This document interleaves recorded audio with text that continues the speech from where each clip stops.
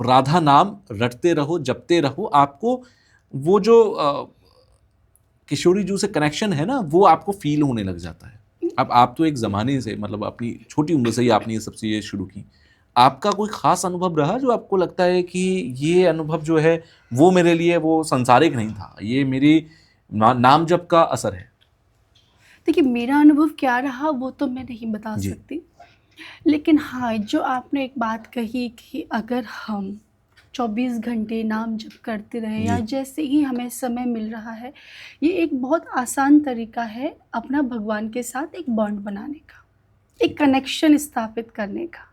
एक बहुत आसान तरीका है और भगवान से प्रेम तब तक नहीं हो सकता जब तक आपका उसके साथ कोई रिश्ता या संबंध नहीं होगा। हुँ। एक पति का पत्नी से संबंध है तभी तो एक दूसरे का इतना ख्याल रखते हैं, जी। वरना दुनिया में इतने सारे लोग हैं, कोई ख्याल रखता है? हुँ। किसी का नहीं रखते। दुनिया में हज़ारों लोग रोज़ मरते हैं, किसी के लिए कष्ट होता है? नहीं होता। लेकिन जब कोई अपना सगा संबंधी मर जाता है तो कष्ट होता है। क्यों बिल्कुल। कष्ट? क्योंकि आपका उसके साथ संबंध है। तो नाम जप एक सीढ़ी है, जिस सीढ़ी पर आप कदम रखकर श्री हुँ। किशोरी जी के साथ, अपने आराध्य भगवान के साथ एक संबंध बना सकते हैं, एक बॉन्ड क्रिएट कर सकते हैं। बिल्कुल। और जब रिश्ता ही आपका बन जाएगा भगवान के साथ, तो फिर आगे की सारी चीज़ें भगवान मैनेज कर लेते हैं। भगवान का सबसे अच्छा वो ये कह रहे तू एक कदम मेरे पास चल कर आ। ये सत्य बात है। वो सिर्फ एक कदम की प्रतीक्षा करते हैं। वो कहते एक कदम तू बस चल कर आ जा, बाकी के 10 कदम मैं खुद बढ़ा लूँगा, तुझे चलना नहीं पड़ेगा। जी। एक बार मेरा नाम जप के तो देख, मैं तेरे लिए अपने मुक्ति के द्वार न खोल दूँ तो तू मुझसे आकर कहना। एक बार मेरी कथा का प्रचार और प्रसार तू करके तो देख, मैं जगह जगह नुक्कड़ नुक्कड़ पर तुझे प्रसिद्ध ना करा दूँ तो मुझसे कहना। सबसे बड़े उदाहरण हैं बाबा प्रेमानंद जी महाराज। बिल्कुल। देखा जाए तो हुँ। नाम जप की ही तो महिमा है। हुँ। भक्ति में बड़ी ताकत होती है। मैं एक बात बताऊँ, जो चीज़ आपके भाग्य में भी नहीं लिखी होती ना, वह चीज़ आपको भगवान का भजन प्रदान कर देता है। अच्छा। मैं गारंटी के साथ आपसे ये बात कह रही हूँ।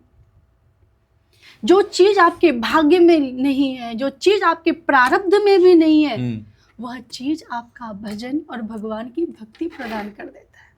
और जो व्यक्ति भगवान का भजन करते हैं ना, कभी भी आप उनके पास जाकर 10 मिनट बैठ लेना, हाँ। आपको अलग ही अनुभव होगा कि ही इज़ डिफरेंट और शी इज़ बिल्कुल। डिफरेंट। क्यों? उनके अंदर कुछ नहीं है, उनमें ऐसा कुछ नहीं है, सब कुछ तो उनके भजन में भक्ति की है, वजह से है। भजन के प्रभाव में है। एक बार मैंने देखा था एक रील कि कुछ लोग पूछ रहे थे, बाबा आपके चेहरे पे तो बड़ी चमक है। बाबा प्रेमानंद जी महाराज से कुछ लोग कह रहे थे, बाबा आपके चेहरे पर तो बहुत चमक है, बड़ा ग्लो है। तो बोले ये चमक तो मेरी श्री राधिका रानी के द्वारा दी हुई है, यह चमक तो उनके नाम की है, यह चमक तो उनके प्रेम की है। और ये वास्तव में सत्य है। आप जिसकी पूजा करते हैं, जिसकी आराधना करते हैं, उसकी झलक आपके अंदर आना शुरू हो जाती है, उसका तेज आपके अंदर आना शुरू हो जाता है। मैं हमेशा कहती हूँ, दिन में एक नियम बनाओ कि हर रोज 10 मिनट जितना भी आपके पास समय है, आप सिर्फ और सिर्फ भगवान को देखेंगे। आप खुद प्रैक्टिकल करो ना एक बार इस चीज का। आप 10 मिनट का एक नियम निकालो कि 10 मिनट मुझे किसी को नहीं देखना, सिर्फ भगवान को ही देखना है। आपके अंदर ऑटोमेटिक आपके भगवान के गुण, लक्षण, चेहरे पे एक ऑरा, एक ग्लो आने लगेगा। और जिसके जो इष्ट देव होते हैं, मैंने तो देखा है, जिसके जो इष्ट देव होते हैं ना, उस व्यक्ति का वैसा ही स्वरूप और रूप बन जाता है। अब देखना, भगवान श्री राम के जो भी भक्त होंगे, अनन्य भक्त, एकदम सीधे सरल सच्चे, कुछ नहीं आता। और जो किशोरी जी के भक्त होंगे, उनके चेहरे पर एक दिव्यता होगी। उनके रोम रोम में कुछ न कुछ आपको एक ना खुशबू आएगी। किसकी खुशबू आएगी? श्री राधा नाम की खुशबू आएगी जी। उनके चेहरे पर, उनके नेत्रों में करुणा होगी। क्योंकि किशोरी जी का काम, किशोरी जी सिर्फ करुणा करते हैं, किशोरी जी किसी को मारती नहीं है। ये भगवान करते हैं जो भी करते हैं।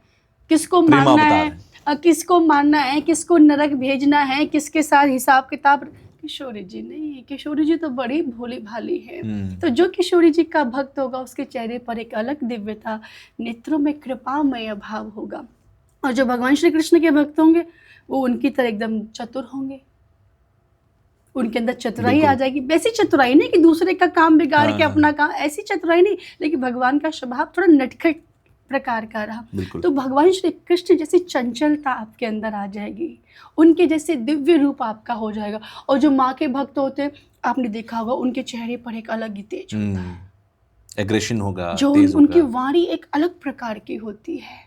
और महाकाल के जो भक्त होते हैं महाकाल की तरह मस्त होते हैं। और देखो जो भूत प्रेतों की पूजा करते हैं उनके चेहरे भी भूत प्रेत जैसे हो जाते हैं, देखा होगा बिल्कुल। आपने।